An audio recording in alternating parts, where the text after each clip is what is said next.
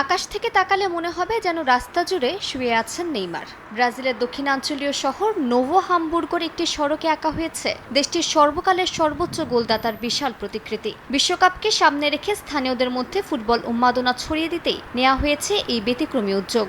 850 বর্গমিটারের এই মুরাল তৈরি করেছেন 6 জন শিল্পীর একটি দল, যার নেতৃত্বে ছিলেন শিল্পী রাফায়েল জুং। তার ভাষায়, ব্রাজিলের হয়ে সর্বোচ্চ গোলদাতা হওয়ায় বিশ্বকাপের আবহ তৈরিতে নেইমারের চেয়ে ভালো প্রতীক আর হতে পারে না।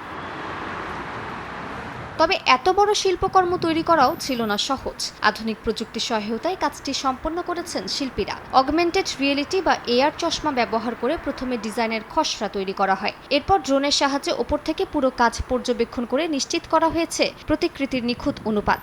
লাইফবয় কিনে কল দাও টোল ফ্রি নম্বরে আর এক নিঃশ্বাসে গোল বলে জিতে নাও ফিফা বিশ্বকাপ 2026 এর এক্সক্লুসিভ পুরস্কার। Pegou Neymar por estar vestindo ela nessa নেইমারকে বেছে নেওয়ার প্রাথমিক কারণ ছিল তার জার্সি নম্বর 10। তাই আমরা নেইমারকে বেছে নিয়েছি, কারণ এই বিশ্বকাপে সেই নম্বরটি পড়বে। নেইমারের একটি শক্তিশালী পরিচিতি আছে, কারণ সে ব্রাজিল জাতীয় দলের সর্বোচ্চ গোলদাতা। এটা বেশ দারুণ ছিল। সে একজন বিতর্কিত খেলোয়াড়, তাই আমার মনে হয় এই সবকিছু বিবেচনা করেই আমরা সেই সিদ্ধান্তটি নিয়েছিলাম। da margem aí, escolha aí. বিশ্বকাপের আবহে মুরালটি এখন স্থানীয়দেরও আকর্ষণের কেন্দ্রবিন্দু। পরিবার নিয়ে ছবি তুলতে আসছেন অনেকেই। বিশেষ করে শিশুদের মধ্যে দেখা যাচ্ছে বাড়তি উচ্ছ্বাস। স্টিকার অ্যালবামে নেইমারের ছবি জমানোর পাশাপাশি এবার তারা সামনাসামনি দেখছে নিজেদের নায়ককে।